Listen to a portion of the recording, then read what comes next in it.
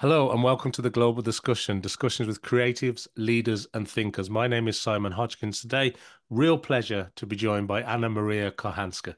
Anna Maria, you're very welcome to the show. Let me begin by asking you to tell our international audience a little bit about your journey, your career to date, and what you focus on today. So over to you, Anna Maria. Thank you, Simon. Hello, everybody. So I'm Anna Maria. I'm originally from Poland, but I have been living abroad since like 18 years. I'm a digital nomad since 2017. I was the first person like to start working remotely in my previous company. So I led the change. And then when COVID happened and remote work became like my mainstream, I started my own company, The Remote Impact, and I help like brands, governments, and organizations that want to attract remote workers and digital nomads. And today I'm joining you from Barcelona. Well, thank you. And it's great that you're joining me today from Barcelona. And it's wonderful to hear you talk about remote working, being a digital nomad. We'll get into a little bit about what that actually means in a moment. And I suppose everybody, when they think about remote working, of course, the pandemic conversation comes up. But you were sort of pioneering remote working maybe before that. You mentioned you were one of the first, if not very early people in your organization to work remotely. Now, look, I'm a big fan, getting rid of the commute, being able to work from anywhere. I'm a big supporter of. But I want you to tell me a little bit about being a digital nomad, because people, when they think about that, some people think about lying on a beach with a laptop, sitting in a hammock under a palm tree. But what does it mean when you actually talk about being a digital nomad, Anna Maria? Right. So there is still a lot of stereotypes. Before like pandemic, we were really like our community was very small to the point that we actually know each other. You know, we are like anywhere around the world, but we know each other. Then the community grow. Like right now, we estimate they could be like 35 millions of digital nomads. And because of pandemic, the community became way more diverse. So now you have like different kind of people. When we started, for instance, it was mostly like white men working in IT, and they were about 70% of the digital nomads. And some people think this is still the case, but nowadays it's actually pretty diverse. Like about half of us are actually women, and there are so many diverse like professions right now. You can have people from finance or marketing or design. Yes, there are still positions that you can't do like fully remotely, we know that, but there are also many of them that you can, right? Like any job that's like knowledge job or corporate job can be done remotely. Stereotypes, yes, we're still fighting with that, because once people get some ideas, then they just like, that's what they think. And also someone that's not inside, it's hard for them to compare. And media sometimes doesn't help, because they love to post those pictures when people just lie like on the beach because that's marketing, right? But that's not like real life. I don't think anybody ever work on the beach. You couldn't even see the screen, right? So personally, for instance, like 99% I work from home. From home, if I travel, that means like maybe from some hotel, but usually that's the case. But never mind, that's just like illustration of the idea, right? What that means that you can be anywhere and you could do your work from there. And so there comes the beach. Like it could be the beach, but it's it's rarely the beach, but it is a different city, right? It is a different place. I went, for instance, to see my family this summer, and I could stay much longer than usually because I don't have to ask for any holidays or something. I can see my friends. I can travel to do, like if I'm interested in some topic, I travel to festival about that topic, and I can at the same time do my work. So flexibility is fundamental about that. Nowadays, even families started to have like digital nomad life. They are still like, this is very beginning niche, but it's growing also very fast. It's just maybe the majority of people are not that much aware about that diversity, about the changes and how it's all evolving. Yeah, it's fascinating. And you posted something a little while ago, and not too long ago, a number of days ago, about how Europe was actually dominating the sort of digital nomad space. But I know it's sort of a global phenomenon now with people creating their own communities and cultures. And as you say, it's a lot more diverse today than it's ever been. But when it comes to, you mentioned a business that you kind of set up, this sort of impact that you have. Could you maybe tell us a little bit about that and why is that a requirement, Anna Maria? What type of work are you involved in there? Because it's sort of really focused on helping people through this sort of, I'm going to say remote working, but it's more than that, isn't it? The work that you do at the Remote Impact. Right. In fact, I work with B2B, so I don't work with like individuals helping them to find remote or something. They are people doing that, by the way, but I work mostly with governments, brands, and organizations that want to attract remote workers. Because once the pandemic started, up to nowadays, like over 65 countries released like digital nomad visas. And that means they want to bring those people in. They want to attract them. They want to have them stay and integrate with local population because there are like many benefits of bringing nomads to the country. Short term, which is usually like economical boost, but also long term, which would be like knowledge exchange, innovation, or even investment, right? So actually, right now, countries are competing. How do we get this new group? It can be considered new tourism group, but at the same time, it can be considered new form of immigration, right? It's just for many countries, they consider that a more interesting group than traditional immigration because they bring income, but they don't look for local jobs, right? So this is this is the best of both worlds you can get as a country. They don't really ask much in terms of infrastructure. They're gonna stay a few months, but at the same time, they're gonna spend. And if you can leverage that opportunity and really connect them with your local, for instance, startup or local communities, then you can have even a much bigger impact. And they also actually looking for talent attraction. So that's like more long-term perspective because in Europe particularly, as we know, like the population, autochthonous population is decreasing, right? So we need to bring people in any way or other, but what we need is the people that really gonna contribute, right? With income, with taxes, with the knowledge, and they're gonna make local communities benefit from that. So what happens is that this is all very new. Before pandemic, Estonia, I think in Europe was the first country that they had digital nomad visa because they saw that coming like way beyond like pandemic, like much before. But most of these visas, they were created in the last 3 years. So they are very recent.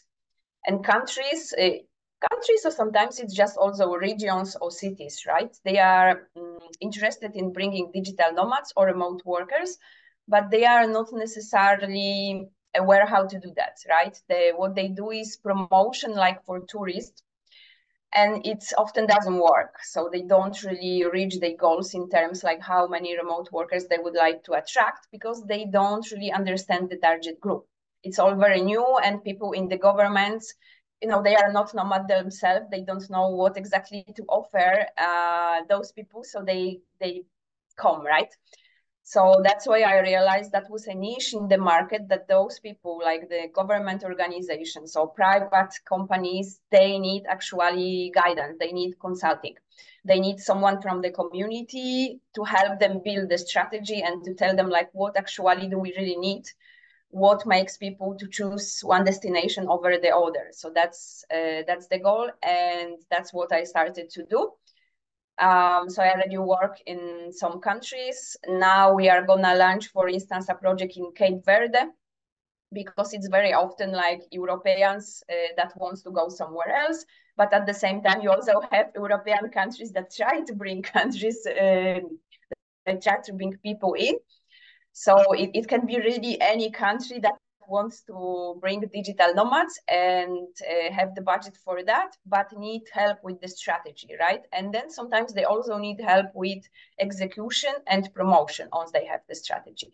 So that's what I do nowadays, and this is all growing because like every month or every 2 months they have like new visa, which is an indication of a country that's also interested in that.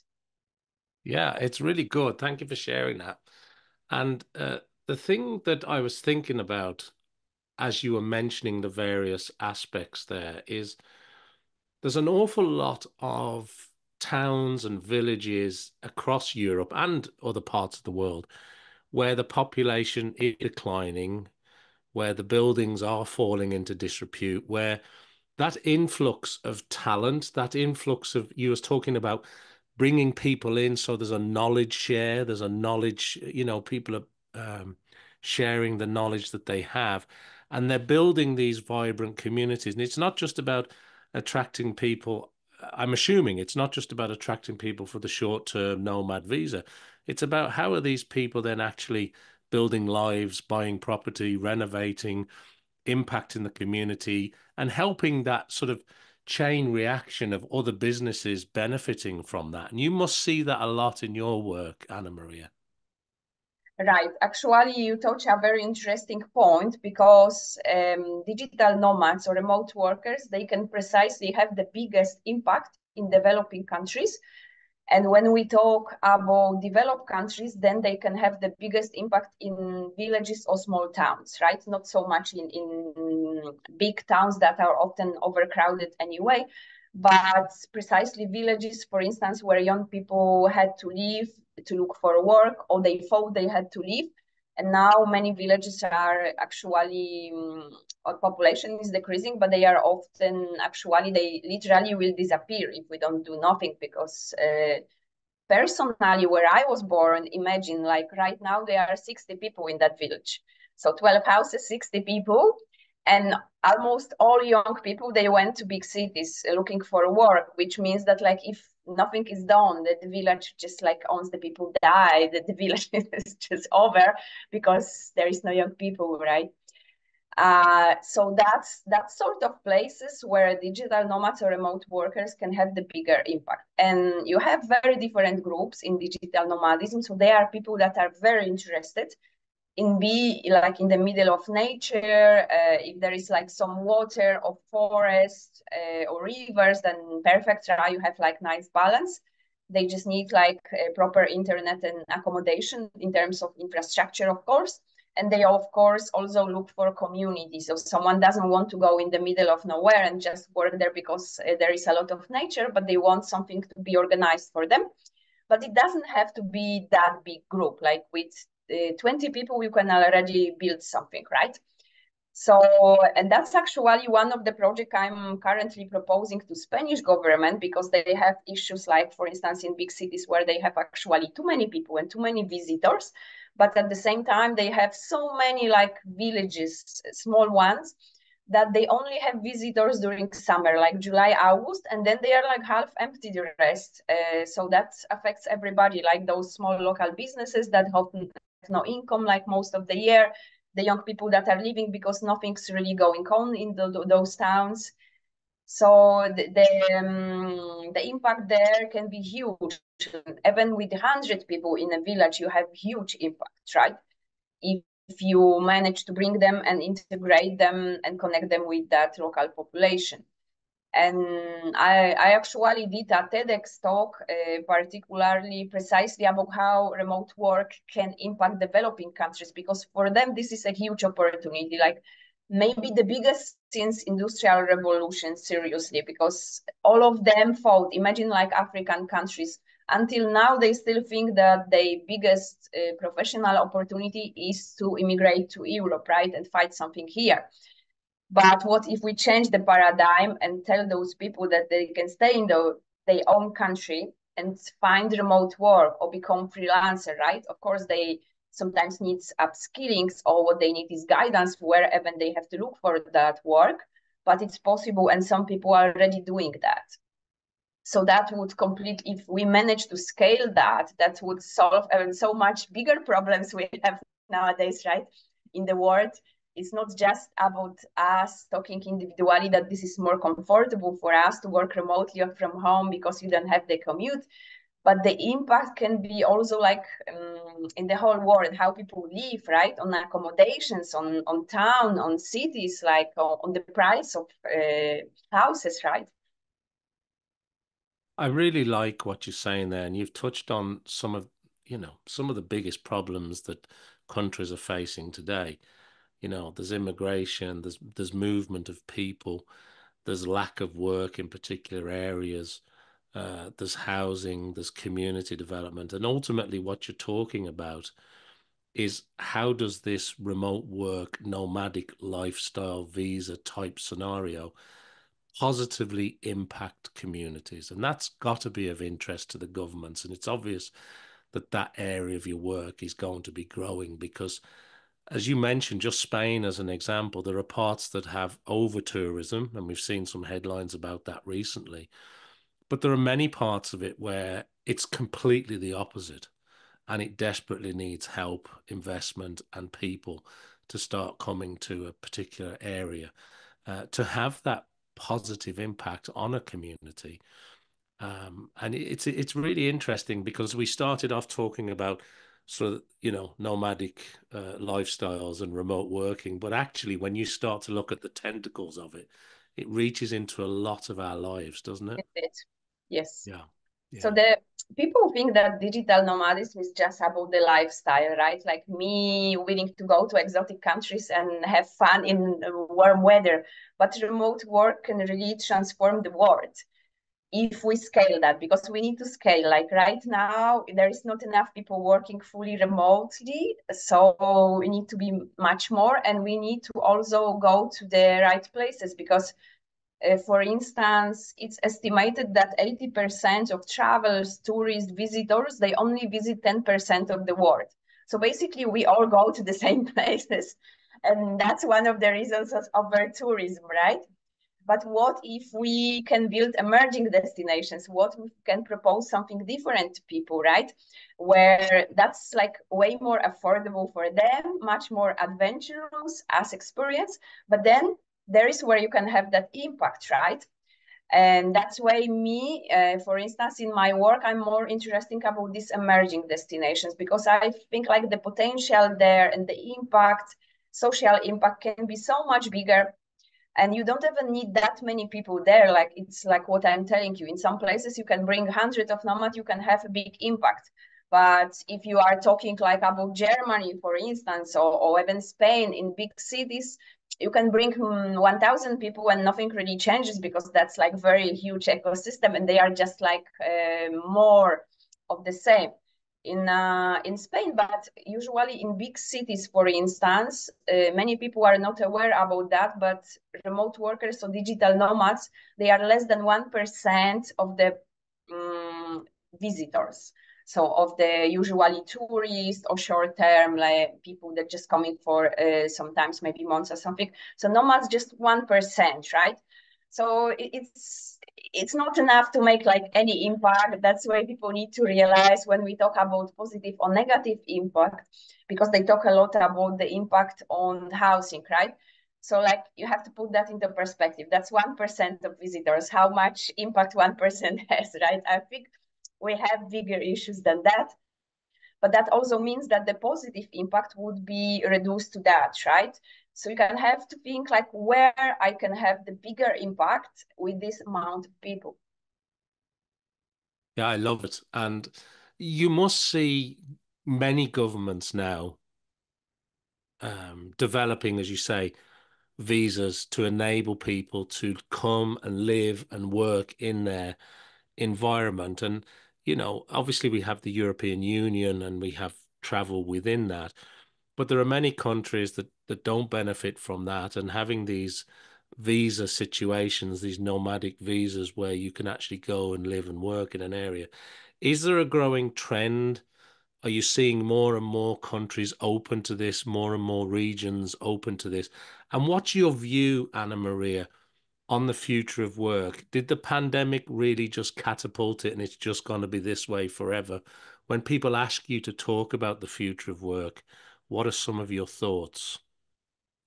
Right. So countries, there are more and more countries that want to attract remote workers and digital nomads.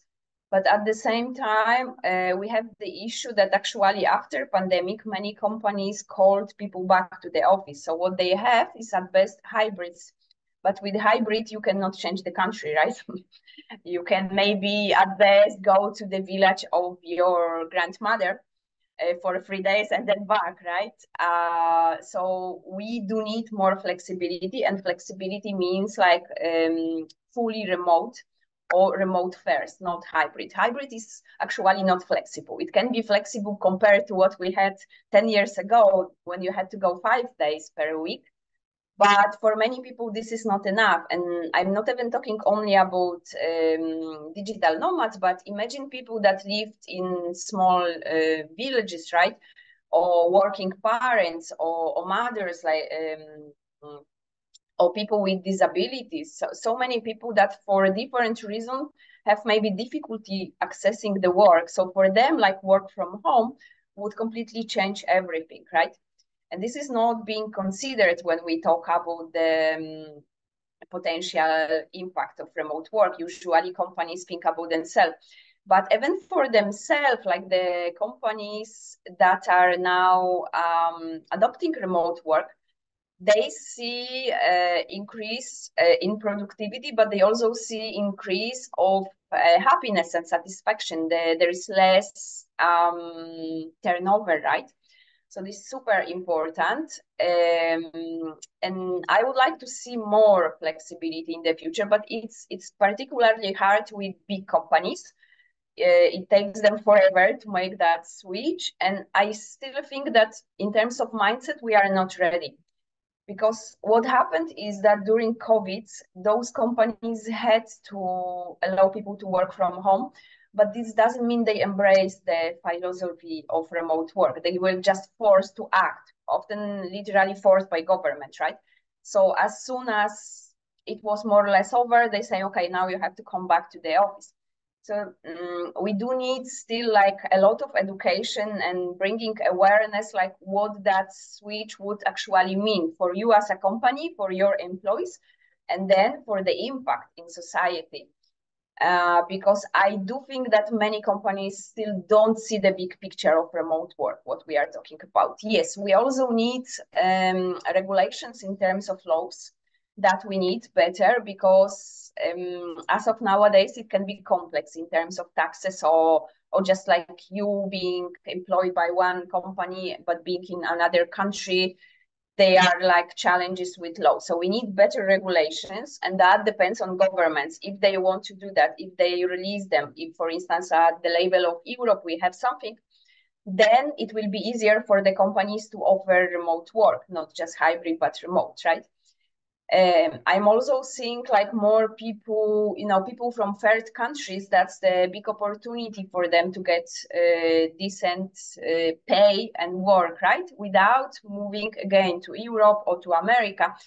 So if we manage to scale remote work, like, and I'm talking on a big scale, then we can really solve a lot of issues or at least diminish them, right? Maybe we cannot change the world completely, but we have to think about remote work as something much bigger than we think nowadays, because nowadays a lot of conversation just focus on what is more convenient to people, go to the office or work from home, and what is more convenient to the company. But what about the bigger picture? What about the impact? What about how this will transform not just how we work, but how we live, the cities, the countries, right? So there are much bigger goals if we are able to see that. And we also, I think, need to bring attention of people towards that. Like not just look at here and now, but what's the potential, what that could create in the future for because when we are seeing like bigger benefits, then we are starting a different conversation, right? Yeah, and I love how you frame that. It's more than are you working in the office a few days a week? Are you working from home all the time? It's a much bigger conversation is basically what we're talking about here. And I love how you frame that because the positive impacts, if I can just focus on those for a moment, they are huge. You know, they are transformative. And I understand what you said about post-pandemic. We've seen some big companies calling people back to the office. We've also seen some of those people saying, no, thank you. That's not where I want to work anymore. Or that's not how I want to work anymore. And interesting as well, your views on hybrid, how it isn't really that flexible because you're limited with how flexible you can be. And I have seen a number of companies who have gone down a remote first, meaning we're a remote first company. You can pretty much work from anywhere, given laws and regulations, but you can pretty much work from anywhere as long as the work gets done. That's how we want to operate. If you want to come to the office, you can come to the office. If you don't have to. And I think companies that are maybe looking at it that way are probably making the most headway and the most growth in that area. But there are some people, obviously, that completely feel the opposite to that argument. But from governments and from expanding positive economic benefits and societal benefits of it too, I completely agree. And I think it's a really interesting point that you make in terms of we need to maybe move the conversation on to a much wider, deeper, complex narrative that I think helps people an awful lot more. So thank you for sharing that. I want to ask you a couple of things before we run out of time, though. I think you've got your work cut out with this topic because it grows and grows. But when you think about the next year ahead, what are you thinking about as a trailblazer in remote work, as a digital nomad? What do you think about? What's on your radar? What's keeping you busy over the next 12 months? Right. So particularly, I also do public speaking to bring like more awareness about all these topics. So I go to conferences like about digital nomadism, remote work, but also for tourism, tourism and travel to show like how this can impact the whole industry. And I'm also starting new projects and negotiating with governments like all the time what we can do. Things move very slowly with governments. That takes time usually since the beginning until eventually they give you some reply. But I make some proposals, especially to the ones that do have resources and sometimes don't see that, right? Don't see how that can benefit them. And usually they are very interested. They just see too much in their own maybe circle to even know that this is a possibility. Sometimes when you talk about like small maybe local government, right? So not the big one but the small one, they may be not even aware that this was even a possibility. So of course they see that this can be something. I do think that all this will grow. I'm also not the only one that is doing that kind of work, so we will see. I do believe like creating, new communities of remote workers in different parts of the world, even very remote and rural, in the upcoming years. And people will see there are like many more ways that they were used to think, like how you can work. I like that. Thank you. So before we wrap up, I want to ask you, is there anything else that you'd like to share with our international audience? Is there any sort of aspect you'd like to maybe leave us with as a parting thought?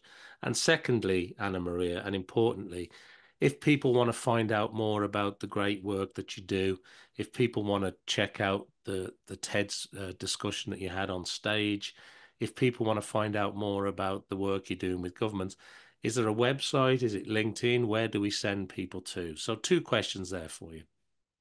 Right, perfect. I think it's important when we talk about remote work to check the data, because I see like so many misconceptions, right? People just had some idea. Also media, they sometimes just look for clickbaits and they don't necessarily show like the both parts of the story. So I would like people to invite to be a little bit more critical about what they hear and check like the data.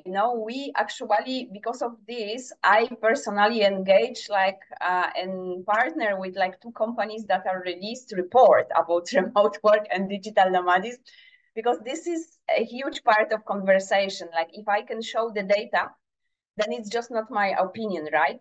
And I think it's very important because I still see this is something very new, and people tend to believe what they see and what they hear in media, both in press as in social media. But it's because there is so much misconceptions and stereotypes that really can be confusing.